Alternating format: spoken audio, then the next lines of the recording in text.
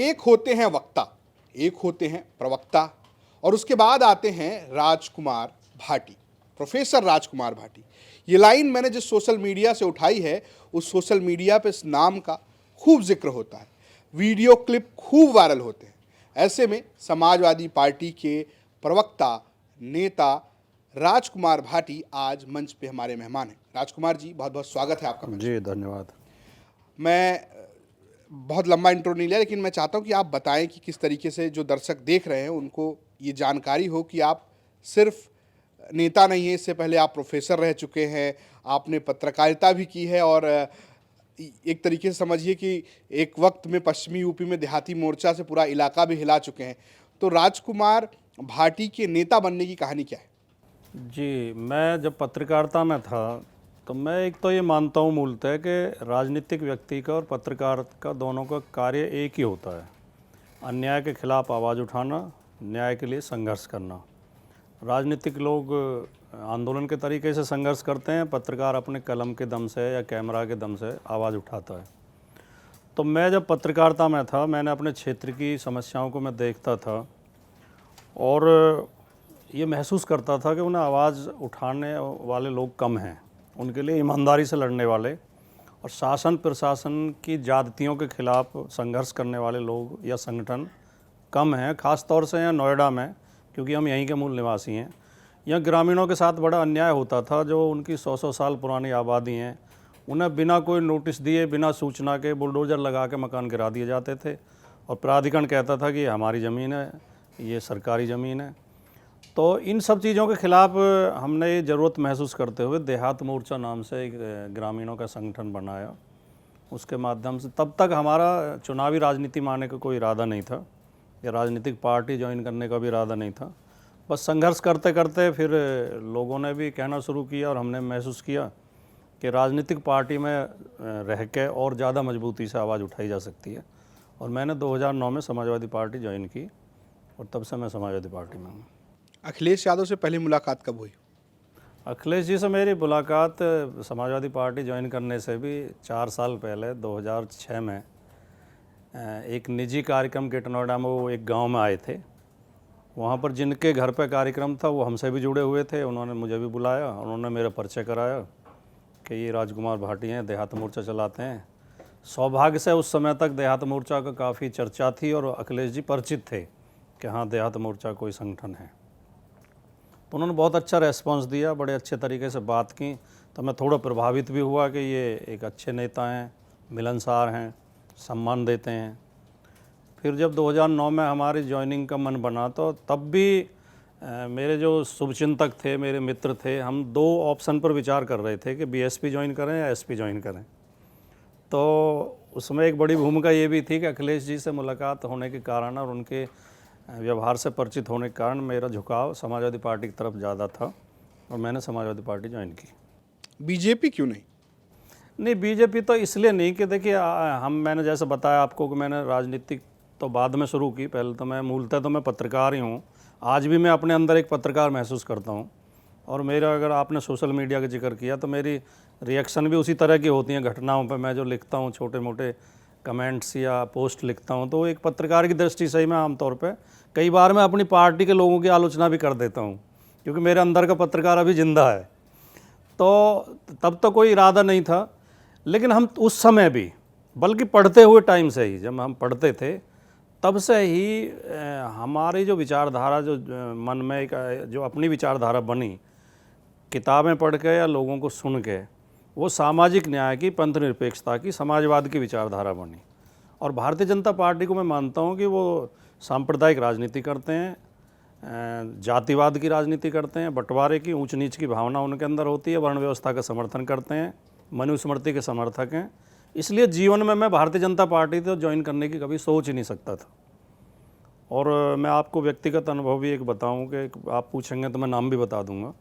BJP के एक नेता ने मेरे सामने ऑफ़र रखा था कि नाम बता दीजिए, क्या दिक्कत है? डॉक्टर महेश शर्मा, जो यहाँ से सांसद हैं तीसरी बार, इन्होंने 2014 के चुनाव में मेरे सामने ऑफ़र रखी कि मेरा इनसे बहुत अच्छी मित्रता आज भी, जब ये सेक्टर 19 में एक कमरे में क्लिनिक चलाते थे तब से हमारा परिचय। और वो बहुत अच्छे व्यक्ति हैं, पार्टी को छोड़ दें तो बहुत अच्छे काम करने वाले एक भावनात्मक व्यक्ति हैं, लोगों की मदद करते हैं।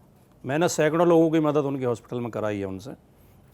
तो उन्होंने कहा कि भाटी जी मुझे चुनाव लड़वाओ, 2014 में मैं बीजेपी का टिकट भी करवाऊंगा और सारा चुनाव खर्चा भी दिलवाऊंगा। तो मैंने उनसे कहा डॉक्टर साहब मित्रता अपनी जगह, मैं जीवन में कभी ना तो बीजेपी को वोट दूंगा ना बीजेपी ज्वाइन करूंगा। तो ये मेरी अपनी सोच है और इसे मैं खुल के बताता हूँ, कहीं कोई संदेह नहीं है। जब हम बात कर रहे हैं बीजेपी की या सोशल मीडिया की, आपके क्लिप्स बहुत वायरल होते हैं और आजकल तो खासकर चुनाव के वक्त तो खूब वायरल हुए। वायरल ये भी होता है कि राजकुमार भाटी बहुत आक्रामक हैं, धर्म को लेके कहिए या उसको पाखंड आप कह लीजिए। फिर सवाल उठता है कि क्या आप नास्तिक हैं? हाँ, वैसे मोटे मोटे तौर पे तो मैं महसूस करता हूँ कि मैं नास्तिक ही हूँ, लेकिन मेरे अंदर इतनी आस्तिकता ज़रूर है कि किसी की धार्मिक भावनाओं को, किसी की आस्था को कभी चोट नहीं पहुँचानी चाहिए, उसका मजाक नहीं उड़ाना चाहिए और उसके खिलाफ कठोर टिप्पणियाँ नहीं करनी चाहिए। मैं कोई पूजा पाठ करता नहीं हूँ और मैं कबीर पंथी हूँ एक तरीके से। कबीर ने कहा है कि कबरा मन निर्मल करो जैसे गंगा नीर, पीछे पीछे हर फिरे कहत कबीर कबीर। अगर आपका मन स्वच्छ है, आपका चरित्र ठीक है, आप खराब कर्म आपके नहीं हैं, तो ईश्वर आपको खुद तलाश करेगा।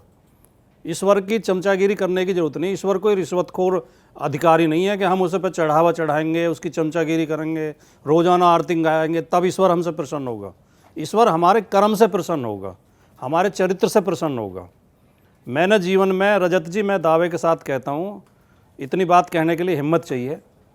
मैंने, आज मेरी 59 साल की लगभग उम्र है, मैंने जीवन में कोई काम ऐसा नहीं किया जो पाप की श्रेणी में आता हो, जिसे पाप कह सकें। कोई चोरी नहीं की, किसी के साथ अन्याय नहीं किया, किसी का शोषण नहीं किया, कोई मतलब अवैधानिक काम नहीं किया। तो मुझे क्या जरूरत पड़ी है चमचागिरी करने की? चमचागिरी वो करें जो दो गोरख धंधे करते हैं, 2 नंबर काम करते हैं। मैं ये मेरा मन को भी ये विश्वास है कि ईश्वर उनसे पहले मेरी मदद करेगा, क्योंकि मैं अपने सही मार्ग पर हूँ। आपने ईश्वर की बात की, एक सवाल मैं इस पे लेता हूँ। आजकल बहुत सारे बाबा वायरल हो रहे हैं। कुछ ऐसे बाबा हैं, लोगों की उनकी आस्था भी है, अपनी अलग अलग आस्था है। कुछ लोग ये बात कहते हैं कि मैं आपका इलाज कर दूंगा। कुछ लोग आपके मन की बात पढ़ ले रहे हैं, नाम बता दे रहे हैं, पता बता दे रहे हैं, आप कहाँ से आए हैं, क्या है। और उसके इतर अब कुछ ऐसे बच्चे भी हैं जो बात कर रहे हैं कि धर्म की बात कर रहे हैं कि एक तरीके से मैं ये कहूँ कि व्यासपीठ की का काम कर रहे हैं, जिसको धार्मिक भाषा में कहा है। इस पर आपकी क्या राय है? इन सब चीज़ों पर आपकी क्या राय है? इस बाबागिरी के गोरख धंधे को मैं बहुत गहराई से जानता हूँ और व्यक्तिगत अनुभव है मेरे, क्योंकि मेरा गांव जो है वो इस ज़िले में प्रसिद्ध है भगतों के लिए। भगत बोलते हैं हमारे यहाँ, मोहन बाबा के भगत सबसे ज़्यादा हमारे गांव में होते थे और दूर दूर से लोग आते थे, उनसे वो पूजा पाठ और उनके वो होते हैं ना जो करते हैं, वो बोलते हैं पूजा देने के लिए। तो मैंने उनके ढोंग, उनके पाखंड बहुत नज़दीक से देखे हैं और मैंने देखा किस किस तरह ये फलते फूलते हैं, किस किस तरह बढ़ते हैं, किस किस तरह ऊपर उठते हैं और कितना उसमें धोखा, कितना झूठ, कितना फरेब होता है और ये केवल प्रचार के बल पर चलते हैं। और देश का दुर्भाग्य यह है कि आजकल हमारा मीडिया सबसे आगे है उनका प्रचार करने में। मीडिया ऐसे लोगों को बढ़ावा देता है, जबकि इनकी असलियत समाज को बतानी चाहिए। सामने कोई खड़ा है, पेशेंट खड़ा है, उसका हाथ के हाथ इलाज कर दे रहे हैं, उंगली उठा के दर्द बंद करिए दे रहे हैं, अंधे को आँख दे रहे हैं, लंगड़े आदमी को चला रहे हैं। ये क्या पाखंड है और इसको मीडिया बढ़ावा दे रहा है। तो इनका धंधा केवल लोगों के अज्ञानता पे और प्रचार के बल पर चलता है और इनमें कोई सच्चाई नहीं होती। और मैंने तो कम से कम 25 साल से एक दावा कर रखा है और मैं आज आपके चैनल पर ये दावा कर रहा हूँ और कोई भी जो आपके लाखों करोड़ों जो दर्शक सुने हैं इसे, कि कोई व्यक्ति चमत्कार कर सकता हो, मैं 1,00,000 2 लाख की शर्त लगाने को तैयार हूँ। जैसा कुछ दावा करते हैं नहीं लोग कि फला बाबा वो जाति आपका नाम बता देंगे, आपकी जेब में कितने नंबर का नोट है, आप किस नंबर की गाड़ी से आए हो, आपका भूत और भविष्य बता देंगे। अगर कोई ये बताता हो, मैं खुद तैयार हूँ और मैं जो शर्त कहें वो लगाने को तैयार हूँ। ये सब पाखंड है, इसमें कोई दम नहीं है और इसका धर्म से कोई संबंध भी नहीं है। धर्म ये नहीं है, आपने शुरू में सवाल धर्म का किया, धार्मिक हर व्यक्ति को होना चाहिए, धर्म में आस्था हर व्यक्ति की होनी चाहिए। धर्म है कि सच्चे मार्ग पर चलो, अच्छे कर्म करो और जो है किसी का नुकसान मत करो, कोई चोरी चकारी मत करो, किसी के हक मत मारो, ये धर्म है। हिंसा मत करो, नफरत मत करो, प्रेम को बढ़ावा दो। लेकिन आज धर्म के नाम पर सब इनके विपरीत काम हो रहे हैं। धर्म के नाम पर नफरत बढ़ाई जा रही है, धर्म के नाम पर फ्रॉड किए जा रहे हैं, धोखाधड़ी की जा रही है। राम मंदिर के नाम पर किसानों के साथ धोखा हो रहा है। किसानों की ज़मीन सस्ते में खरीद के महंगे में बेची जा रही है, कमीशन खा रहे हैं राम भक्त उसमें, तथाकथित राम भक्त। तो ये धर्म नहीं है, ये पाखंड है। और इस पाखंड को बढ़ावा देने में हमारे मीडिया का बहुत रोल है, जिसमें मीडिया को सुधार करना चाहिए। मेरी अपील भी है हाथ जोड़ कर, क्योंकि मीडिया, पत्रकारिता बहुत जिम्मेदारी का कार्य है और देश समाज को बनाने में पत्रकारिता की बड़ी भूमिका होती है। पत्रकारिता एक हमेशा चलने वाली यूनिवर्सिटी की तरह होती है। पत्रकारिता ज्ञान देती है, दिशा देती है, विचार देती है। पत्रकारिता अगर भटकाने लग जाएगी तो पूरा समाज भटक जाएगा। एक आखिरी सवाल का एक और हिस्सा था, बहुत सारे बच्चे भी आ रहे हैं, शायद आपने देखा भी हो। हाँ, मैंने देखा है। आजकल तो एक नया खूब वायरल हो रहा है वो। अब जिस बच्चे को, अभी जो बच्चा बालिग नहीं हुआ, जिसे ये समझ नहीं है कि तुझे किस क्षेत्र में जाना है, तुम्हें अफसर बनना है, डॉक्टर बनना है, इंजीनियर बनना है, वकील बनना है, न्यायाधीश बनना है या नेता बनना है, उस बच्चे को किसी धंधे में उतार देना उसके साथ अत्याचार है, अन्याय है। इस पर कानून है इसके खिलाफ। किसी नाबालिग बच्चे को आप किसी धंधे में नहीं उतार सकते। तो कानूनी तौर पे भी गलत है, नैतिक तौर पे भी गलत है, सामाजिक दृष्टिकोण से भी गलत है, बिल्कुल गलत। वो आप बड़े हिंदू हैं और भाजपाई छोटे हिंदू हैं, जी। ये आप ही का बयान है। जी जी, बिल्कुल बिल्कुल। कैसे आप बड़े हिंदू कैसे हो? मैंने, सुधांशु त्रिवेदी थे मेरे साथ डिबेट में, बीजेपी के प्रवक्ता, वो इसका जवाब दे नहीं पाए थे। मैंने उनसे भी कहा था, मैं फिर दोहरा देता हूँ। हम बड़े हिंदू इसलिए हैं कि हमारा दिल बड़ा है, हम बड़ी सोच रखते हैं, हम सबको गले लगाते हैं, हम नफ़रत की बात नहीं करते, बांटने की बात नहीं करते। हमारा हिंदुत्व जो है महात्मा बुद्ध से शुरू होता है और कबीर तक, डॉक्टर अंबेडकर तक आता है, डॉक्टर लोहिया तक आता है। हमारे हिंदुत्व में विवेकानंद, दयानंद भी हैं, कबीर, नानक, दादू, रैदास भी हैं। हमारे हिंदुत्व में जो ज्योतिबा फुले भी हैं और साहू जी महाराज भी हैं, भीमराव अंबेडकर भी हैं। ये तमाम लोग हमारे हिंदुत्व में आते हैं। इनका हिंदुत्व जो केवल मनु से शुरू होता है और सावरकर पाक ख़त्म हो जाता है। इनका हिंदुत्व चंद मुट्ठी भर लोगों के लिए है। ये कुछ लोगों को ऊंच मानते हैं, कुछ को नीच मानते हैं, बाकी 90% को नीच मानते हैं, 10% को ऊंच मानते हैं। हम सबको समान मानते हैं। हम वैज्ञानिक सोच की बात, प्रगतिशील सोच की बात करते हैं। हम राष्ट्र निर्माण की, समाज निर्माण की बात करते हैं, ये विघटन की बात करते हैं। इसलिए हम बड़े हिंदू हैं, बड़े दिल वाले हिंदू हैं, बड़ी सोच वाले हिंदू हैं। ये छोटे हिंदू हैं, छोटे दिल वाले हैं, छोटी सोच वाले हैं। बीजेपी कह रही है कि समाजवादी पार्टी, खासकर आपके पार्टी के मुखिया अखिलेश यादव, वो सिर्फ हिंदू जो धार्मिक नेता हैं उनके खिलाफ ही बोल रहे हैं। वो ये कह रहे हैं कि मठाधीश और माफिया में ज़्यादा अंतर नहीं होता है। वो ये नहीं कह पा रहे हैं कि मौलाना और माफिया में ज़्यादा अंतर नहीं होता है। हालांकि आपके एक सांसद ने इस तरीके का बयान दिया है, नाम बताता हूँ मैं, सनातन पांडे बलिया से जीत कर आए हैं। नहीं, अखिलेश जी किसी धार्मिक नेता के खिलाफ नहीं है, किसी धर्मगुरु के खिलाफ नहीं है। अखिलेश जी या समाजवादी पार्टी या समाजवादी पार्टी के सभी कार्यकर्ता। मठाधीश तो कोई धार्मिक नेता नहीं होता। मठाधीश तो एक तरीके से माफिया का ही दूसरा नाम है। मठाधीशी क्या होती है? जैसे कोई बिजनेस है, कोई जैसे मान लीजिए ट्रांसपोर्ट का काम करते हैं, तो उसमें एक माफिया ऐसा उभर जाता है जो तमाम जगह ट्रांसपोर्ट का कब्जा कर लेता है और उसकी मर्ज़ी से फिर गाड़ियाँ लगेंगी, तो उसे मठाधीश कहने लगते हैं। जैसे पत्रकारिता हम कहते हैं ये पत्रकारों के मठाधीश हैं, ये नेताओं के मठाधीश हैं। तो मठाधीश कोई धार्मिक पद तो है नहीं, न किसी कोई धार्मिक संत को या महात्मा को मठाधीश कहते। तो मठाधीश, सच्चाई तो यही है। अगर साहित्यिक दृष्टिकोण से शाब्दिक अर्थ आप देखेंगे, अगर उसका भाव देखेंगे, तो मठाधीश और माफिया में कोई बहुत ज़्यादा अंतर नहीं होता। योगी आदित्यनाथ मठाधीश हैं? योगी आदित्यनाथ तो कुछ भी नहीं है। योगी आदित्यनाथ पहली बात तो कोई संत नहीं है, कोई योगी नहीं है। वो महंत का पद है, एक महंत का पद उनके पास है। वो एक उसके महंत हैं गोरक्षनाथ पीठ के। वो, मैं उन्हें साधु और संत और महात्मा इसलिए नहीं मानता कि साधु की पहली जो वो होती है योग्यता, वो होती है काम, क्रोध, मद, लोभ, मोह से मुक्त। ठीक है नहीं?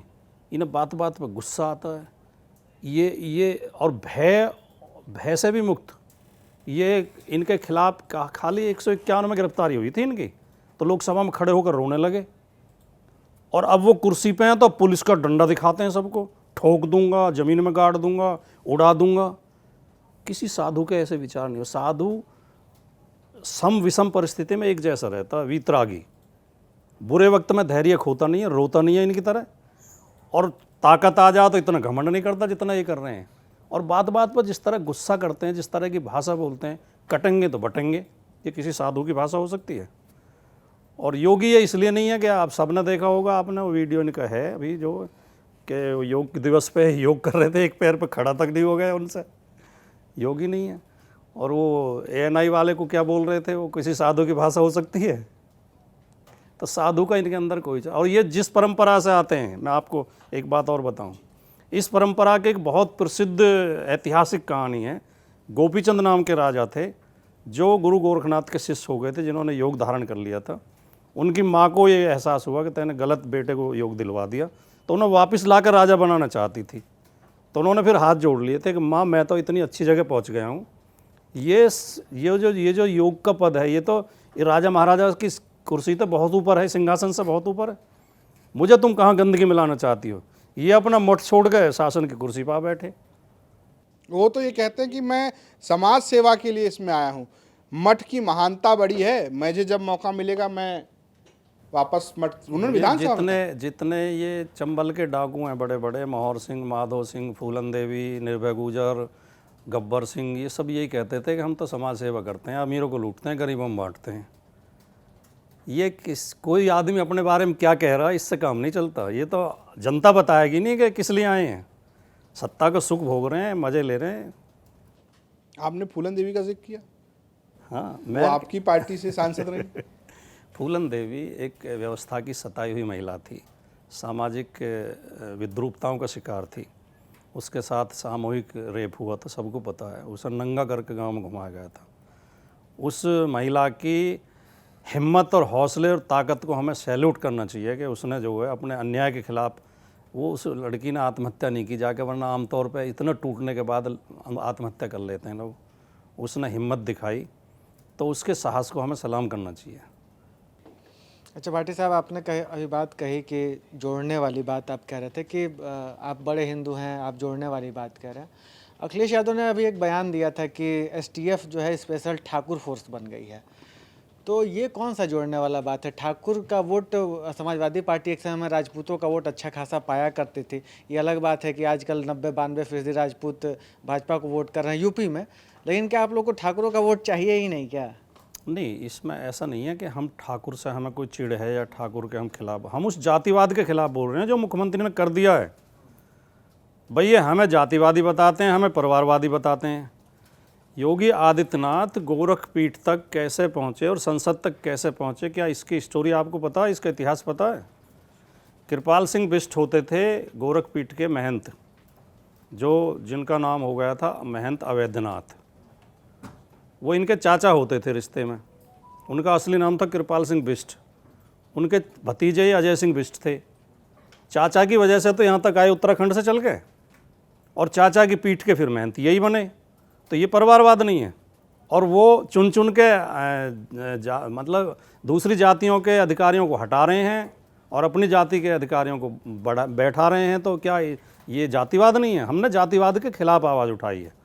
राजपूत एक बहुत देशभक्त और बहादुर कौम है और शासक रहे हैं। राजपूत से हमें कोई नाराज़गी है, कोई चिढ़ नहीं है, हमें मुख्यमंत्री की जातिवादी सोच से चिढ़ है। नहीं, वो तो खैर मतलब ये भी आरोप समाजवादी पार्टी लगा रही है कि अक्सर जब योगी जी और संगठन में दिखाना होता है कि ठीक नहीं चल रहा है, तो स्टूल मंत्री भी केशव प्रसाद मौर्य को लोग कहते नजर आते हैं आपकी पार्टी से। तो ये तो फिर ये नहीं लगता है कि वो वहाँ भी जोड़ने वाली बात नहीं हो रही है, तोड़ने वाली ही बात हो रही है? नहीं, मतलब एक पिछड़ा नेता अगर हमारी तरफ से थोड़ी हो रही है। हाँ। मैं ये तो 2-3 बार हुआ, एक बार हो जाता तो चलो बाई देवे हो गया, एक बार तो स्टूल भी नहीं मिला, खड़े ही रहे वो मीटिंग में। तो ये देखिए, जब मुख्यमंत्री पद छोड़ा अखिलेश यादव जी ने और मुख्यमंत्री आवास खाली किया, तो योगी जी ने उसे गंगा जल से पवित्र कराया। तो इससे घोर जातिवादी कोई सोच हो सकती है? यही तो जातिवाद है कि उन्हें लगता था कि इसमें एक पिछड़े वर्ग का मुख्यमंत्री रहा है, इसलिए इसको पवित्र कराना जरूरी है। तो जो पिछड़े वर्ग को इतना अपवित्र मानता हो, और इतनी नफरत उस वर्ग से करता हो, तो पिछड़े वर्ग के केशव प्रसाद मौर्य को सम्मान कैसे दे सकते हैं वो। और ये तो ईश्वर ने इनके लंबी तपस्या का इन्हें प्रसाद दिया है। अब एक तरफ तो अवधेश प्रसाद आ गए, उधर केशव प्रसाद, और विधानसभा में आ गए माता प्रसाद। अब तो ये प्रसाद से घिरे हुए हैं। हालांकि उनके साथ सचिव के भी नाम में कुछ ऐसा ही नाम है। तो खैर, मैं सवाल को आगे बढ़ाता हूँ। आपने जब अपनी राजनीतिक यात्रा का जिक्र किया तो सपा और बसपा का नाम एक साथ लिया, और भाजपा से आपका विरोध जग जाहिर है। आपने उसके पीछे का अपनी सोच भी बताई कि आप सेकुलर राजनीति पसंद, आप मन से सेकुलर हैं, दिल से सेकुलर हैं, और भाजपा सांप्रदायिक राजनीति करती है, इसलिए आपका वहाँ जाने का तो सवाल नहीं है। मेरा सवाल बसपा को लेकर ही है। पिछले दिनों मायावती जी की तरफ से आई ये जानकारी कि अखिलेश यादव ने फ़ोन उठाना बंद कर दिया था उनका, इसलिए गठबंधन टूट गया। जब इतने सिमिलर विचार हैं, 2009 में जब इतने सिमिलर विचार थे कि दोनों रास्तों पर आप जा सकते थे, सपा और बसपा के, दोनों बहुजन की राजनीति का, बसपा बहुजन की राजनीति करने की कोशिश कर रही थी, अखिलेश यादव आज पीडीए में बहुजन की राजनीति करने की कोशिश कर रहे हैं, तो ये टूट कैसे हो गई? क्या अखिलेश यादव वास्तव में फ़ोन उठाना बंद कर दिए थे मायावती? इस टूट के पीछे षड्यंत्र था, और ये षड्यंत्र उन्हीं लोगों का है जिन्होंने वर्ण के नाम पर, जाति के नाम पर समाज को विभाजित किया। ये बाबा साहब और डॉक्टर लोहिया के समय में प्रयास हुआ था कि दलित और पिछड़े वर्ग एक साथ आए राजनीति में तो एक बड़ी ताकत बनेगी, तब भी उसे षड्यंत्रपूर्वक तोड़ा गया।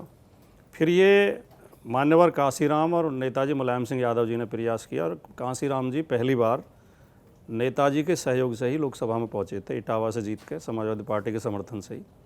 तो 93 में बाबरी मस्जिद विध्वंस के बाद 93 के चुनाव में दोनों मिलकर लड़े और भारतीय जनता पार्टी को हराया।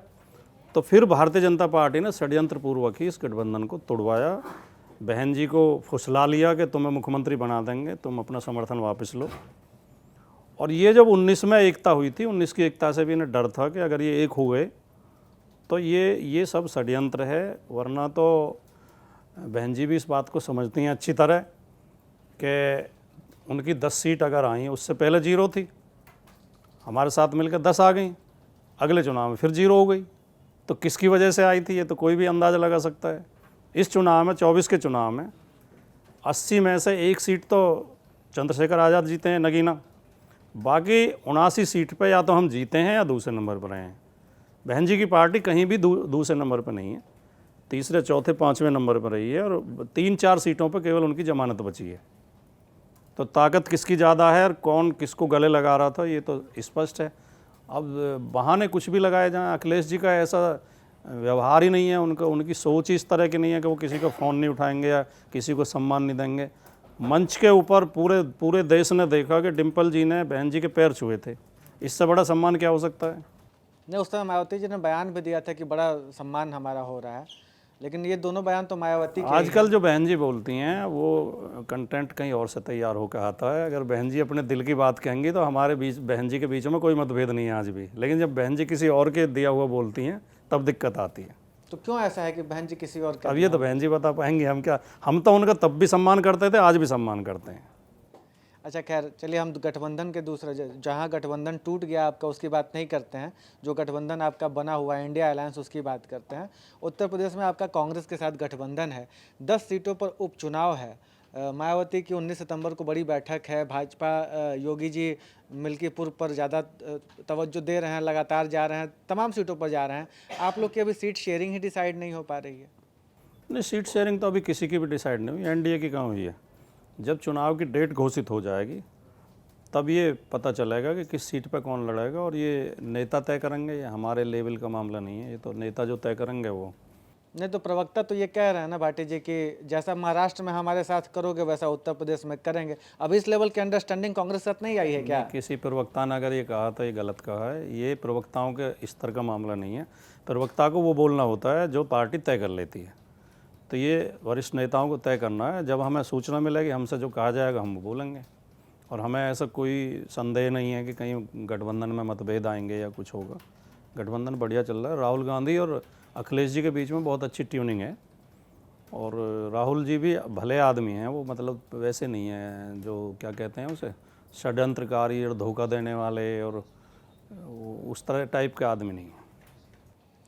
चलिए, जिक्र राहुल गांधी का छिड़ गया है तो राहुल गांधी पर आते हैं। अभी आपने योगी आदित्यनाथ को लेकर अपनी टिप्पणी बताई, हो चूँकि वो सवाल मैं लेना चाहता था लेकिन रजत जी ने ले लिया उस सवाल को, तो मैं अब राहुल गांधी पर आता हूँ। राहुल गांधी एक राहुल गांधी हैं जो 2019 की हार के बाद पद त्याग करते हैं और सड़क पर यात्रा करने निकल जाते हैं, जो कि इस देश में ट्राइड एंड टेस्टेड फार्मूला रहा है, चाहे चंद्रशेखर की यात्रा रही हो, चाहे आज राहुल गांधी की यात्रा के बाद भारत जोड़ो यात्रा का मैं जिक्र कर रहा हूँ। उसके बाद राहुल गांधी एक दूसरे राहुल गांधी की तरह उभरते हैं और 24 का नतीजा फिर हमारे सामने है, जिसको आप लोग ये क्लेम करते हैं कि भाजपा को आप लोगों ने हरा दिया या कम से कम इतना कमज़ोर तो कर ही दिया कि वो मतलब जिस तरीके की 2019 से 24 का शासन था वैसा नहीं चल पा रहा है। लेकिन इस राहुल गांधी से क्या अखिलेश यादव को कोई खतरा है? क्या मजबूत होते राहुल गांधी, मजबूत होती कांग्रेस, उत्तर प्रदेश में आप लोग के लिए खतरा है? नहीं, हम तो चाहते हैं कि कांग्रेस मजबूत हो, और इतना तो सभी महसूस कर रहे हैं कि राहुल गांधी में बहुत परिवर्तन हुआ है। राहुल गांधी ने अपने आप को बहुत इम्प्रूव किया है, उनकी सोच में, उनके बोलचाल में, उनके अनुभव में, उनके ज्ञान में बहुत वृद्धि हुई है। और अब राहुल गांधी वो पहले वाले राहुल गांधी नहीं है। और कांग्रेस की सोच भी काफ़ी हद तक बदली है। जो कांग्रेस कभी सामाजिक न्याय के मुद्दे पर मुखर नहीं होती थी, आज कांग्रेस लगातार जाति जनगणना का समर्थन कर रही है और ओबीसी और एससी के आरक्षण के विषय में बोल रही है। तो दोनों सकारात्मक हैं। और ख़तरा की बात तो इसलिए नहीं है, जो खतरा उन लोगों को महसूस होता है जो खुद में कमज़ोर होते हैं। उत्तर प्रदेश में समाजवादी पार्टी और अखिलेश यादव इतने मजबूत हैं कि हमें किसी से कोई खतरा नहीं है, और हम कामना करते हैं कि कांग्रेस और मजबूत हो, राहुल गांधी और मजबूत हो। लेकिन उसी उत्तर प्रदेश में भाटी जी, नोएडा है, अभी आप जिक्र कर रहे थे कि महेश शर्मा से आपके व्यक्तिगत रिश्ते बड़े अच्छे हैं। यहाँ पर तो समाजवादी पार्टी कहीं टिकती नज़र नहीं आ रही है भाजपा के सामने, चाहे विधानसभा चुनाव का जिक्र हो या लोकसभा का जिक्र हो। हम लोग सोसाइटीज़ में देखते हैं, मतलब भाजपा का तो यहाँ जलवा है नोएडा में। नहीं, टिकना तो ये है कि टिक तो लगातार हम ही रहे हैं सामने, क्योंकि दूसरे नंबर पर हम ही रहते हैं हर बार।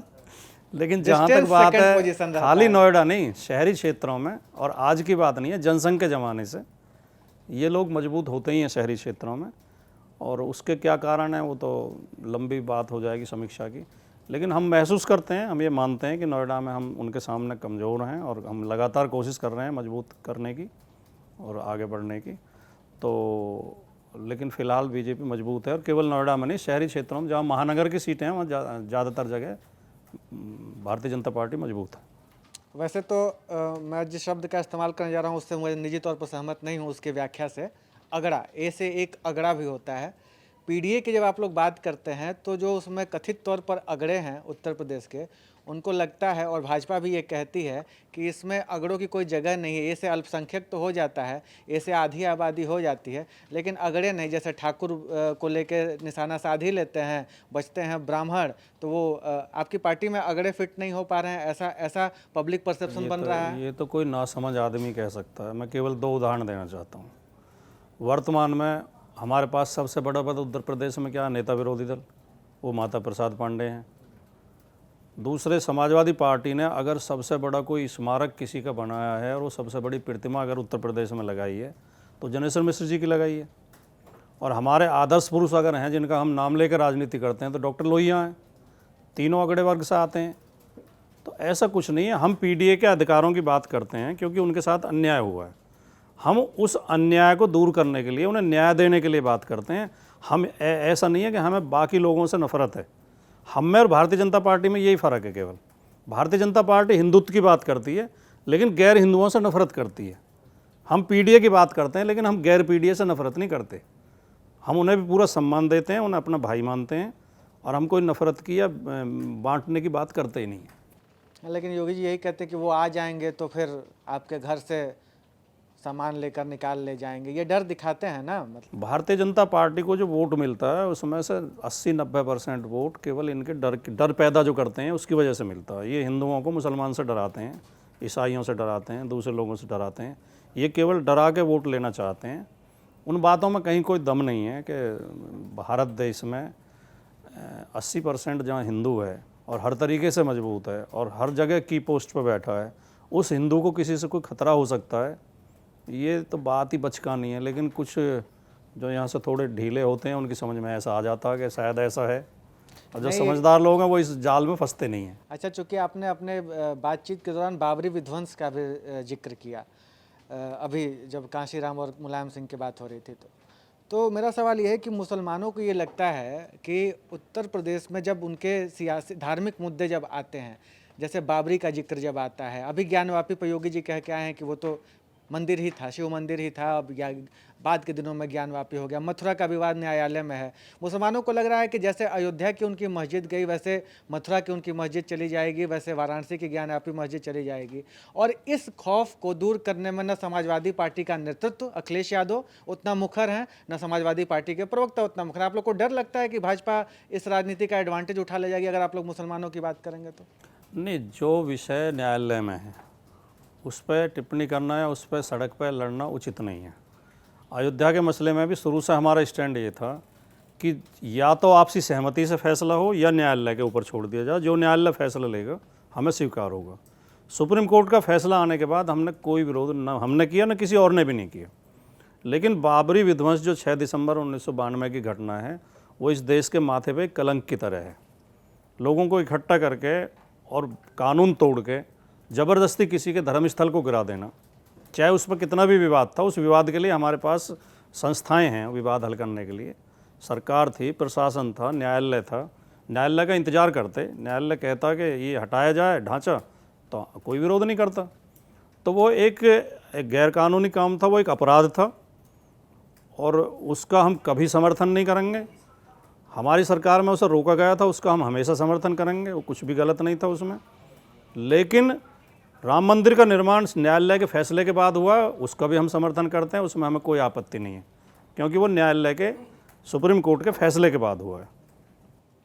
नहीं तो लोग कह रहे हैं कि भाजपा इस पर एक पब्लिक परसेप्शन बना रही है कि फैसलों से पहले उन फैसलों को डिस्कस करे, जैसे मथुरा और ज्ञानवापी का। आप लोग उस पब्लिक परसेप्शन को तोड़ने के लिए काम, मतलब मुसलमानों के पक्ष नहीं रख पा रहे हैं। जिस पार्टी, नहीं, हम मुसलमान का पक्ष या हिंदू का पक्ष की बात नहीं, हम न्याय का पक्ष रखते हैं। अन्यायपूर्ण कोई गतिविधि ना की जाए, गैरकानूनी कोई गतिविधि ना की जाए, धौंस पट्टी से कोई काम ना किया जाए, कानून और नियम के अनुसार किया जाए। उसमें जो भी फैसला होगा हम तैयार हैं। जैसे मथुरा का मामला, उसमें काशी का भी उसमें है, कोर्ट में है। लेकिन जहाँ तक सवाल है इस बात का कि भारतीय जनता पार्टी या जो भी तानाशाह होता है, जिसके अंदर तानाशाही प्रवृत्ति होती है, गैर लोकतांत्रिक व्यक्ति होता है, वो हमेशा कानून से ऊपर सोचता है, कानून को कम नीचे मानता है। और जो लोकतांत्रिक व्यक्ति होगा वो हमेशा कानून को सबसे ऊपर मानेगा। तो ये अक्सर जैसे अब उत्तर प्रदेश में जो हो रहा है कि गोली मार दी जाती है अपराधी को पकड़ के, वो जो न्यायोत्तर कार्रवाई है उसे भारतीय जनता पार्टी समर्थन करती है। तो वो इससे सीधा सिद्ध होता है कि इनके अंदर कानून का और लोकतंत्र का सम्मान नहीं है। आप न्यायालय को सुपरसीड करके, न्यायालय की अवमानना करके, उससे मतलब उसका अतिक्रमण करके कोई एक्टिविटी नहीं कर सकते न्याय के नाम पर। तो चाहे वो धार्मिक एक्टिविटी हो या अपराधियों को नियंत्रण करने की, या बुलडोजर लगा के घर गिरा दिए जाते हैं। सुप्रीम कोर्ट ने कितनी कठोर टिप्पणी की है कि आप इस तरह नहीं कर सकते। तो ये भारतीय जनता पार्टी की सोच का ही अभाव है कि उनके अंदर लोकतंत्र का और कानून का सम्मान कम रहता है। आपने अगर आज का अखबार पढ़ा हो, आज के अखबार में ही खबर है, इन्होंने पुलिस का ये हाल कर दिया उत्तर प्रदेश में कि उसमें जो है अलीगढ़ में, अलीगढ़ की घटना, हाँ, वो दरोगा जी ने वो मांगी, रिमांड मांगी, जज ने रिमांड नहीं दी। दरोगा जी रेलवे लाइन पर जाकर बैठ के मैं आत्महत्या करूँगा, मुझे जज ने रिमांड क्यों नहीं दी? मतलब न्यायालय को मानने को तैयार नहीं है। योगी आदित्यनाथ जी ने 7 साल के अंदर पुलिस के अंदर ऐसी सोच पैदा करती है कि हम ही ऊपर हैं सबके ऊपर। इसे ही तो पुलिस राज कहते हैं। यूपी जो है पुलिस स्टेट बन चुकी है। चलिए एक आखिरी सवाल लेता हूं। चंद्रशेखर आज़ाद का भी जिक्र आपने किया एक बात के क्रम में। चंद्रशेखर आज़ाद से गठबंधन होने की बात हो रही थी, गठबंधन नहीं हो पाया। चलिए मायावती के ऊपर तो दबाव, अलग अलग तरह के दबाव का बात होता है, लेकिन चंद्रशेखर आज़ाद के साथ क्यों मामला फंसा? और चंद्रशेखर आज़ाद को लेकर आपकी क्या प्रतिक्रिया? उनमें आपको ऐसा नहीं लगता कि जो आप लोग बहुजन राजनीति करने की कोशिश कर रहे हैं उसको चंद्रशेखर आज़ाद पटरी बेपटरी कर सकते हैं? नहीं, बहुजन राजनीति तो हमारे पार्टी में खुद बहुजन नेता मौजूद हैं, हर वर्ग के नेता मौजूद हैं, दलित समाज के नेता मौजूद है। और हमारी पार्टी ने तो ऐसा उदाहरण पेश किया है कि उससे सबको सीख लेनी चाहिए। हमने अभी इस 2024 के लोकसभा चुनाव में 2 सामान्य सीटों पे दलित वर्ग के कैंडिडेट लड़ाए हैं, फैजाबाद और मेरठ। और मेरठ तो बेईमानी से हरा दिया 10,000 वोट से, वो मेरठ भी जीत रही थी सुनीता वर्मा, और फैजाबाद अवधेश प्रसाद पासी जीते ही हैं। तो सवाल ये नहीं है। जहाँ तक चंद्रशेखर का सवाल है, चंद्रशेखर आज़ाद व्यक्तिगत तौर पे अच्छे व्यक्ति हैं, अच्छे नेता हैं, हमारी सहानुभूति उनके साथ है। लेकिन गठबंधन में हमें ये कड़वा अनुभव हुआ कि हमारा लाभ उठा के गठबंधन के नाम पे जो लोग आगे बढ़े, बाद में उन्होंने धोखा किया हमारे साथ, चाहे ओम प्रकाश राजभर हों, चाहे जयंत चौधरी हों। तो इस बार अखिलेश जी ने ये कह दिया था चंद्रशेखर जी से कि आप हमारे सिंबल पे लड़ो, आपको सीट दे देंगे, किसी 1-2 साथी को और भी टिकट दिलवाने उन्हें भी दे देंगे। वो अपने सिंबल पे लड़ना चाह रहे थे, केवल इतना मतभेद था और कुछ नहीं था। भाटी जी, इससे पहले अभी हम गठबंधन टूटने की बात कर रहे थे 2019 के लोकसभा चुनाव परिणाम के बाद जो हुआ। अभी जो मायावती बहन जी ने जो बुकलेट एक जारी की थी, तो उसमें उन्होंने ये कहा था कि भाई बसपा को 10 सीटें मिली, सपा को 5 मिली, सपा को कम सीटें मिली। तो इसी के दुख में जो है उन्होंने फ़ोन उठाना बंद कर दिया। ना मेरा फ़ोन उठाया, ना और भी जो वरिष्ठ हमारे उनके सहयोगी नेता हैं उनका भी नहीं उठाया। इधर अखिलेश यादव कहते हैं कि हमारा फ़ोन नहीं उठाया, और उनके साथ जो एक नेता बैठे थे पूर्व बसपा के, तो उन्होंने भाई कहा कि हमें भी ऐसा ही धोखा मिला था। तो गठबंधन टूटने की जो सही वजह है वो जानना चाहेंगे। गठबंधन टूटने की वजह तो बहन जी ही बता सकती हैं, क्योंकि बहन जी की तरफ से ही गठबंधन तोड़ा गया। हम तो हाँ नहीं, उन्होंने ही तो घोषणा की, उन्होंने घोषणा की थी। और ये तो देखिए, आप तो पत्रकार हैं, कोई सामान्य व्यक्ति भी अंदाज़ा लगा सकता है कि इतना बड़ा नेता फ़ोन ना उठने की वजह से गठबंधन तोड़ ले, तो ये तो एक बहानेबाजी है। बहन जी का फ़ोन नहीं उठ रहा था, बहन जी गाड़ी पकड़ के सीधे चली जाती हैं अखिलेश यादव के घर, कोई रोक रहा था? तो ऐसा तो नहीं है। और ऐसा अखिलेश यादव जी का ऐसा स्वभाव ही नहीं है कि वो किसी की अवमानना कभी करते ही नहीं है कि वो फ़ोन ना उठाएं। अब कभी मीटिंग में रहे हों, रैली के मंच पर रहे हों, और उस समय 1-2 कॉल आ गई हो, ना उठी हो, तो वो बात अलग है। बाकी तो 2019 में तो साफ साफ ये हुआ था कि हमने ईमानदारी के साथ बीएसपी के प्रत्याशियों को चुनाव लड़ाया, अपना वोट ट्रांसफ़र किया। जहां हमारे प्रत्याशी थे, बीएसपी के प्रत्याशी नहीं थे, वहां का वोट कहीं और ट्रांसफ़र हो गया, और हमारे 5 के 5 रह गए। हम तो 5 तो अपने दम पे भी जीत के आए थे, 14 में भी, 19 में भी हम 5 ही रह गए। बहन जी 0 से 10 पे पहुँच गई। तो इससे ज़्यादा और बड़ा प्रमाण क्या होगा इस बात का कि हमने ईमानदारी से लड़ाया था। ठीक है, अब आते हैं मंगेश यादव इनकाउंटर मामले को लेकर। इसमें अखिलेश यादव कह रहे हैं जैसे इनकाउंटर हुआ सबसे पहले ट्वीट आया कि भाई जाति देखकर इनकाउंटर किया गया, फर्जी इनकाउंटर है। लेकिन जब डेटा निकालते हैं तो उसमें ब्राह्मण भी हैं, राजपूत ठाकुर भी हैं, तो ऐसे क्यों कह रहे हैं कि सिर्फ जाति देखकर इनकाउंटर किया है? नहीं, पहली बात तो उत्तर प्रदेश में हर काम जाति देख के हो रहा है। नियुक्तियां जाति देख के हो रही हैं, ट्रांसफ़र पोस्टिंग जाति देख के हो रही है, टिकट जाति देख के बढ़ रहे हैं, एनकाउंटर भी जाति देख के हो रहे हैं, माफियाओं के खिलाफ कार्रवाई भी जाति देख के हो रही है। पीछे अभी 1 साल के करीब पहले जो है यूपी गवर्नमेंट ने 55 या 65 माफियाओं की सूची जारी की थी। उसके 1-2 महीने बाद रिपोर्ट आई खुद पुलिस की, यूपी पुलिस की, कि उनमें से कुछ माफिया ऐसे थे जिनके खिलाफ 0 एक्शन हुआ, यानी कुछ एक्शन नहीं हुआ। और जब वो देखे गए तो पता चला कि वो एक ही जाति से संबंधित हैं। जहाँ तक ये मुठभेड़ की बात है कि येन केन प्रकारेण किसी भी तरह घुमा फिरा के कोई भी बहाना बना के कानून व्यवस्था का, अपराध का, ये एक्स्ट्रा जुडिशियल किलिंग को सपोर्ट करना बहुत ही खतरनाक है। किसी को नहीं करना चाहिए, न किसी सामाजिक कार्यकर्ता को, न राजनीतिक कार्यकर्ता को, न वकील को, न पत्रकार को, क्योंकि अगर इसे सपोर्ट करने लगेंगे तो कानून व्यवस्था ध्वस्त हो जाएगी। ये जो पकड़ पकड़ के लोगों को मारा जा रहा है बिल्कुल गलत है। और ये कहते हैं कि नहीं, जब अपराधी गोली चलाता है तब हम गोली चलाते हैं। तो इनके आंकड़े बता रहे हैं कि वैसे तो 18-19 हज़ार मुठभेड़ हुई हैं, लेकिन 207 लोग मारे गए हैं मुठभेड़ में पुलिस की गोली से, और 7,200 के करीब घायल हुए हैं जिनके पैर में गोली लगी है। तो इन्हें अगर जोड़ लें और सारे टोटल दिन देखें योगी जी को कितने दिन हुए हैं राज करते हुए, तो 3 रोजाना का एवरेज आता है। एक तरफ आप कह रहे हो कि अपराधी डर के यूपी छोड़ के भाग गए हैं, अब यूपी में क्राइम है ही नहीं। दूसरी तरफ डेली 3 लोग पुलिस पर गोली चला रहे हैं तुम्हारे आंकड़े के अनुसार ही। तो एक तरफ तो फर्जीवाड़ा है, आप या तो इधर झूठ बोल रहे हो या इधर झूठ बोल रहे हो। ठीक है, अगले सवाल पे आते हैं। अब वक्फ संशोधन बिल 2024 से लाने की बात चल रही है। अब जेपीसी में ये है। अब आपको क्या लगता है कि मतलब जिस तरह से वक्फ बोर्ड ये चलता आ रहा था, मतलब ये ऐसा ठीक था, या फिर जिस तरह से संशोधन करके अब सरकार चाहती वैसा होना चाहिए? नहीं, ये वक्फ संशोधन बिल जो सरकार लाई है, बीजेपी की नज़र वक्फ की ज़मीनों पर है, क्योंकि वक्फ के पास बहुत ढेर सेना और रेलवे को छोड़कर तीसरे नंबर की ज़मीनें वक्फ के पास हैं पूरे देश में। लेकिन वो प्रॉपर्टी कोई सरकार की या किसी की दी हुई नहीं, वो सब उन मुस्लिम समाज के लोगों की हैं जिन्होंने अपने मतलब दान की हैं ज़मीनें वक्फ को, वो डोनेट की हुई ज़मीनें हैं।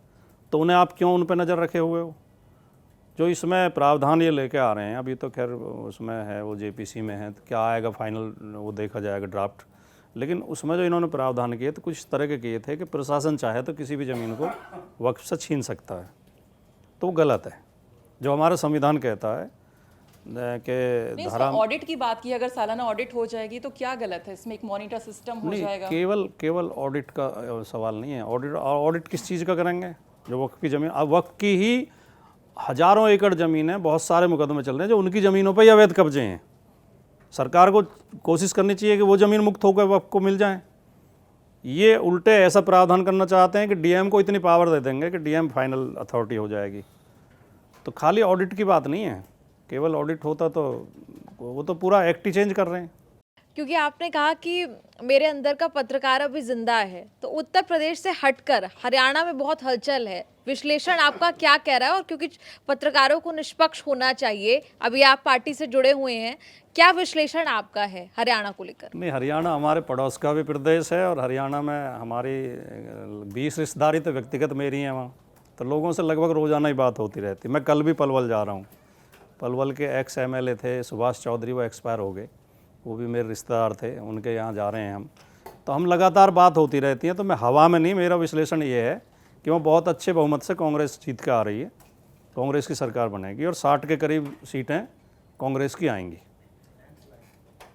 लैंडस्लाइड विक्ट्री प्रेडिक्ट कर रहे हैं आप कांग्रेस के लिए जी, हरियाणा में? बिल्कुल बिल्कुल। और ये जो बाकी जो खिलाड़ी हैं नहीं, वो चुनाव सीधे कांग्रेस बीजेपी में है। ये आईएनएलडी और ये आज़ाद समाज पार्टी, बीएसपी और वो उनका जो ये जेजेपी, ये सब मतलब उसमें क्या बोलते हैं उसे, नेपथ्य में चले गए हैं।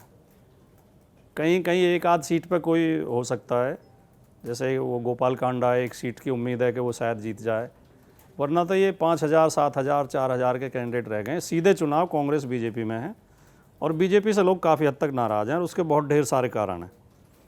तो कांग्रेस का इस बार गेम बन रहा है हरियाणा में। अखिलेश जी ने हरियाणा में सीट नहीं मांगी, कहा कि हम सीट नहीं मांगी थी हमने शुरू में, लेकिन अगर हमें नहीं भी मिली तो उस पर हम बहुत ज़्यादा नाराज़ या हताश नहीं हैं। और हम इसलिए हताश या नाराज़ नहीं हैं कि हमारी कोई ज़्यादा तैयारी नहीं थी वहाँ।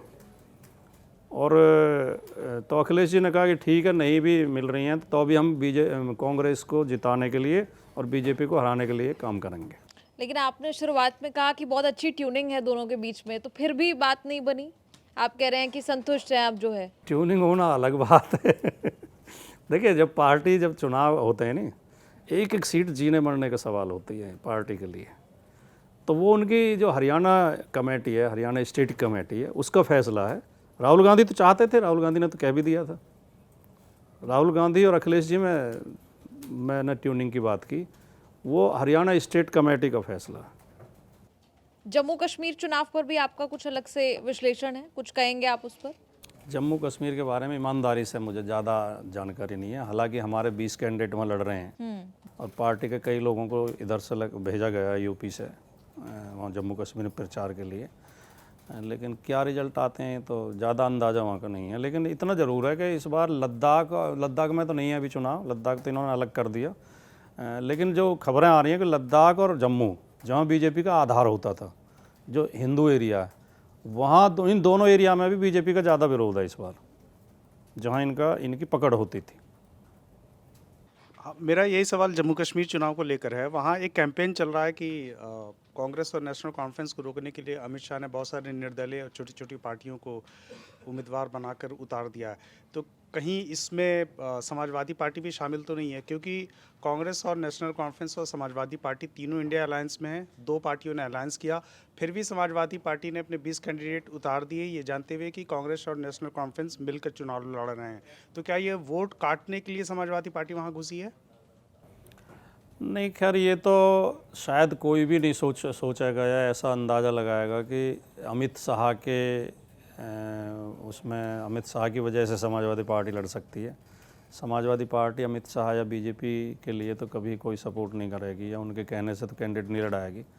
बाकी हमारा बहुत पहले से ही तैयारी है कि हम पार्टी को राष्ट्रीय पार्टी बनाना चाहते हैं, और जो राज्य चुने गए कि जिनमें हम कैंडिडेट लड़ाएंगे, जैसे उत्तराखंड में भी आगे चुनाव आएगा, उत्तराखंड भी उसमें है, तो हमने ये पहले से ही तय कर लिया था कि हम जम्मू कश्मीर में इस बार चुनाव लड़ाएंगे, और ये हमारी उस योजना के तहत है कि हमें राष्ट्रीय पार्टी का दर्जा समाजवादी पार्टी को दिलाना है।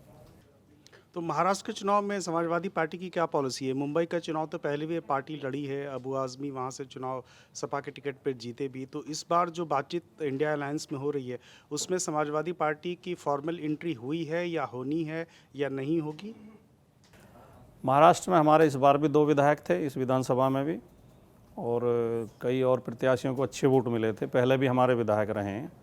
तो हम उम्मीद करते हैं कि महाराष्ट्र में हमारा हस्तक्षेप है, तो हमें जो हम अपेक्षा कर रहे हैं उतनी सीट हमें गठबंधन में मिल जाएंगी, ये उम्मीद करते हैं हम।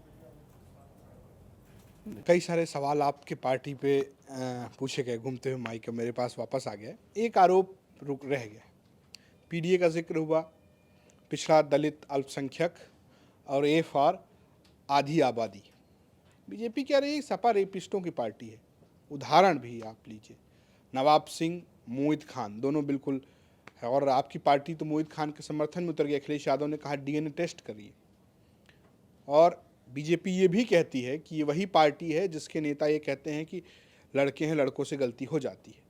तो कैसे भरोसा करे आधी आबादी सपा पे?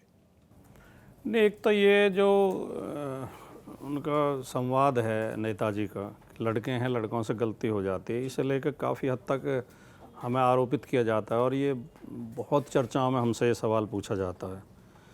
नेताजी ने जो बोला था, आप उनका भाषण देखें, सुने, यूट्यूब पे मौजूद है, उन्हें ये कहने का भाव नहीं था उनका कि रेपिस्टों के खिलाफ कार्रवाई मत करो, या रेप होना कोई मतलब ऐसा है, गलती हो गई तो कोई बात नहीं है। उन्हें फांसी की सज़ा के खिलाफ वो बोल रहे थे। और ये मैं आपको बता दूं कि दुनिया भर के समाजवादी सोच रखने वाले लोग हमेशा मृत्युदंड के खिलाफ रहे हैं, और दुनिया के 100 से ज़्यादा देश ऐसे हैं जो सभ्य देश माने जाते हैं, जहां लोकतंत्र मजबूत है, कि वहां पर मृत्युदंड की सज़ा नहीं है। कानून में बहुत बड़ा एक वर्ग ये मानता है कि मृत्युदंड किसी को भी नहीं मिलना चाहिए, जेल में रखो, आजीवन कारावास दो, सख्त सज़ा दो। तो उनका केवल भाव ये था कि मृत्युदंड नहीं होना, फांसी नहीं होनी चाहिए। रेप का समर्थन या रेपिस्टों के समर्थन में उनका बयान नहीं था। और उसे उदाहरण देते हुए उन्होंने ये कहा था कि कई बार ये होता है कि लड़का लड़की एक साथ रहते हैं, और ऐसे उदाहरण आपके सामने भी कई होंगे, झगड़ा हो जाता है, लड़की जाकर रेप का मुकदमा लिखा देती है। तब उन्होंने कहा था कि लड़के हैं, गलती हो जाती है तो क्या फांसी दे दोगे इतनी सी गलती पे? तो मैं मतलब ये कहना चाहता हूँ, ये कन्फ्यूजन या ये गलतफहमी नहीं होनी चाहिए कि कहीं से भी नेताजी या हम या हमारी पार्टी रेपिस्टों की समर्थक है या रेप की समर्थक है। हम तो समाजवादी पार्टी तो हमेशा सबसे ज़्यादा महिलाओं का सम्मान समाजवादी पार्टी करती रही है, और इस बार का भी उदाहरण है। 2024 में हमने 11 टिकट दिए महिलाओं को, बीजेपी ने कुल 6 टिकट दिए। बीजेपी की एक सांसद चुन के आई हैं, केवल हेमा मालिनी। अब वो अपने दम पे आई हैं या बीजेपी की वजह से आई हैं?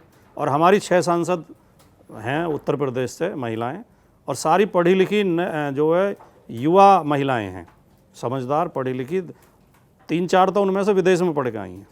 तो समाजवादी पार्टी कहीं महिला विरोधी रही नहीं है, महिला का सम्मान करती है। और रेप जो है इस देश की एक बहुत भयंकर बीमारी हो चुकी है, इसके खिलाफ सख्त से सख्त कार्रवाई होनी चाहिए, सख्त से सख्त सज़ा होनी चाहिए। इसका हम सपोर्ट करते हैं। लेकिन उन्हीं महिलाओं को टिकट मिलता है जिनके पिताजी नेता हैं। अब वो चाहे आप रागनी सोनकर को देख लीजिए, चाहे मछली शहर से जो आपकी सांसद हैं प्रिया सरोज, उनको देख लीजिए, चाहे आप इकरा हसन को देख लीजिए, सुनीता वर्मा को देख लीजिए। बाकी किसी को टिकट मिल नहीं रहा। नहीं, महिलाएं हमारा समाज का ढांचा इस तरह का रहा है कि महिलाएं सार्वजनिक जीवन में आती कम हैं, ख़ास तौर से राजनीति में तो बहुत कम आती हैं। अब जो राजनीतिक परिवार की महिलाएं हैं उन्हें प्रवेश मिलता है, उन्हें उनके तो कुछ अनुभव होते हैं, वो ज़्यादा आ जाती हैं आगे। कोई भी महिला किसी अज्ञात परिवार की भी आएगी, समाजवादी पार्टी उसे भी सम्मान देगी, उसे भी टिकट देगी, आगे बढ़ाएगी। अब थोड़ा सा हल्की बातें भी कर लेते हैं, क्योंकि आजकल बहुत चर्चा है एक इंटरव्यू का। तेज प्रताप यादव जानते हैं, जो अपने आप को अखिलेश यादव के मित्र बताते हैं, उन्होंने कहा कि भाई साहब, देश के प्रधानमंत्री अखिलेश यादव और सीएम डिम्पल यादव। नहीं, मैंने तो उनका इंटरव्यू देखा नहीं यार, ये उनकी व्यक्तिगत भावना हो सकती है। नहीं, समाजवादी पार्टी के लोगों की भावना होने में क्या दिक्कत है? समाजवादी पार्टी का फोकस अभी उत्तर प्रदेश पर है। हम 27 में उत्तर प्रदेश में सरकार बनाएंगे, लेकिन मैं अपनी सोच, अपने विवेक और अपने अनुभव के आधार पर ये ज़रूर दावे के साथ कह सकता हूँ कि एक दिन अखिलेश यादव इस देश के प्रधानमंत्री बनेंगे। उनमें प्राइम मिनिस्टर मटेरियल है, उतनी योग्यता, उस तरह की सोच और उस तरह का विज़न और उस तरह के विचार, उस तरह की योजनाएं उनके पास हैं कि वो एक दिन इस देश के प्रधानमंत्री बनेंगे। एक बात और उन्होंने कही, उनसे ही खूब चर्चा में रहा, इसलिए पूछ रहा हूँ आपसे। उनसे पूछा गया कि राहुल गांधी और अखिलेश यादव में आपको चुनना तो किसे चुनेंगे? तो उन्होंने कहा मैं तो अखिलेश यादव को चुनूंगा। आपको चुनना हो तो आप किसको चुनेंगे? नहीं, मेरा तो पूछने का सवाल ही नहीं होता। मैं तो जब अखिलेश जी के साथ हूँ तो मैं तो अखिलेश जी को ही चुनूंगा। लेकिन मैं राहुल गांधी को भी हल्के में नहीं लेता। राहुल गांधी भी अच्छे नेता हैं। राहुल गांधी की जो एक विशेषता है नी, उनका जो साधारण तरीके से वो हर बात कह देते हैं। वो ज़्यादा पाखंडी या बनावटी व्यक्ति नहीं है। उनके जो दिल में होती है वही ज़ुबान पर होती है। वो सीधे तरीके से अपनी बात कह देते हैं, जैसे कई बार बीजेपी वाले नमक मिर्च लगा के उल्टा भी पेश कर देते हैं। तो और राहुल गांधी ने जो यात्रा की है, उनकी भारत जोड़ो यात्रा, वो अपने आप में एक ऐतिहासिक है। 10,000 किलोमीटर पैदल चलना, लोगों से मिलना, लोगों की बात समझना, इस देश को समझने के लिए आप देखिए देश के जो इतिहास रहा है और जो देश में आप हमारे 2 महाकाव्य हैं, रामायण और महाभारत, दोनों में राम भी 14 साल वनों में भटके और पांडव भी जो है 12 साल तक वनों में भटके। महात्मा बुद्ध भी बुद्ध तब बने जब वो निकल पड़े। गुरु नानक ने भी पूरे देश की यात्रा की, गांधी जी ने भी पूरे देश की यात्रा की। तो महान जो लोग बने हैं, जो आगे गए हैं, वो सब वो हैं जिन्होंने यात्राएं की हैं और जिन्होंने ज़्यादा से ज़्यादा लोगों के समाज के बीच में टाइम गुजारा है। बहुत सारे लोग आपको चर्चाओं में देखते हैं, खासकर एक प्रवक्ता के तौर पर, आक्रामक प्रवक्ता के तौर पर। एक और पहलू है, वो है कवि कहिए या कुछ लिखने का। कुछ अगर आप सुना सकें हमारे दर्शकों, जो दर्शक नहीं जानते उनको बता दूं कि एक कविता भी, एक गीत भी उन्होंने अखिलेश यादव पर लिखा आपने। कुछ अगर आप सुनाना चाहें।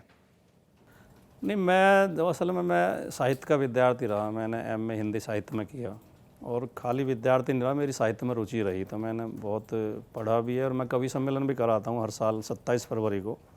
मैं स्वतंत्रता सेनानी विजय सिंह पथिक जी की जयंती पर मैं कवि सम्मेलन कराता हूँ। उसमें देश के चोटी के सभी कवि और शायर आ चुके हैं। तो इसलिए मेरा थोड़ा इंटरेस्ट रहता है। मैं कवि तो अपने आप को नहीं मानता, लेकिन मेरी जो कविताएं, जो मैंने 2-4 तुकबंदियाँ की हैं, वो सब वो हैं जो वो मतलब एक तरीके से राजनीतिक ही हैं। वो अपने जो हमारा जो विचारधारा है, जो सोच है, जो हम चाहते हैं, वो ही उन कविताओं में है। तो मैंने वो जब 2022 के चुनाव में एक गीत लिखा था पार्टी के लिए, वो काफ़ी वायरल भी हुआ, बजा जगह जगह पार्टी के सम्मेलनों में बजता था कि यूपी के हर कोने से संदेश आ रहे हैं और अखिलेश आ रहे हैं। ये गीत चला था काफ़ी। बाकी आपने कहा कुछ कविता, मैं एक पंक्तियाँ उस पर सुना देता हूँ कि जब लोग ये कहते हैं कि धर्म खतरे में है। आज जो सबसे बड़ी लड़ाई हमारी और बीजेपी की लड़ाई क्या? बीजेपी कहती है धर्म खतरे में है, हम कहते हैं सामाजिक न्याय खतरे में है। वो कहते हैं कि वो हिंदुत्व की बात करते हैं, हम पीडीए की बात करते हैं। तो इसी को जोड़ के, हालांकि मैंने ये 95 में लिखा था और 95 में भी इसका इतिहास ये है कि मैं यहीं नोएडा में सेक्टर 9 में आपके बराबर में ही मेरा एक वो थी, यहाँ इंडस्ट्रियल शेड थी, उसमें काम चल रहा था। तो मैं दैनिक जागरण अखबार मेरे हाथ में था, उसमें खबर थी फ्रंट पेज पे, धर्म खतरे में है। वो जो है, ये जो थे नहीं अपने सिंघल साहब, विश्व हिंदू परिषद के अध्यक्ष अशोक सिंघल, धर्म खतरे में है अशोक सिंघल। तो उसी शीर्षक को लेकर मेरे दिमाग में आया और मैंने ये गीत लिखा था कि 10 की खातिर 90 का यदि रक्त निचोड़ा जाएगा, 10 की खातिर 90 का यदि रक्त निचोड़ा जाएगा तो धर्म कहाँ बच पाएगा, फिर धर्म कहाँ रह पाएगा। और धर्म गुरु और संत करेंगे देवालयों में अय्यासी, राजनीति का केंद्र बनेंगे अयोध्या, मथुरा और काशी। और देवदासी कहकर नारी को नग्न नचाया जाएगा तो धर्म कहाँ बच पाएगा, फिर धर्म कहाँ रह पाएगा। और 2 पंक्ति और सुना देता हूँ कि राम और रहमान वोट हथियाने के साधन होंगे, और गोरे तन पर धवल वस्त्र, जेबों में काले धन होंगे, और सूटकेस में बंद रोकमत करके बेचा जाएगा। उसी समय वो हुआ था सांसद घूसकांड, संसद में पैसे उछाले गए। सूटकेस दिए गए थे तो सूटकेस में बंद लोकमत करके बेचा जाएगा तो धर्म कहाँ बच पाएगा, फिर धर्म कहाँ रह पाएगा। तो शायद दर्शकों को एक कई सारे पहलुओं से आपके वाकिफ़ हुए हैं। हमारे साथ आपको ये बातचीत कैसी लगी? नहीं, बहुत अच्छा, क्योंकि ये एक तरीके से तनाव रहित बातचीत थी। आपने भी हल्के फुल्के अंदाज में सवाल पूछे और आपने भी दिल से पूछे और मैंने भी दिल से ही जवाब दिया। इसमें बनावटीपन कम था, कृत्रिमता कम थी। तो फिलहाल बहुत बहुत शुक्रिया राजकुमार जी। जी, और आप सभी दर्शकों से एक गुजारिश कि आप सब्सक्राइब करिए और साथ ही साथ ये जानकारी भी कि लगातार इसी तरीके से मंच पर एक एक करके हम नए जो हमारे आगंतुक हैं उनसे बात करते रहेंगे। देखते रहिए।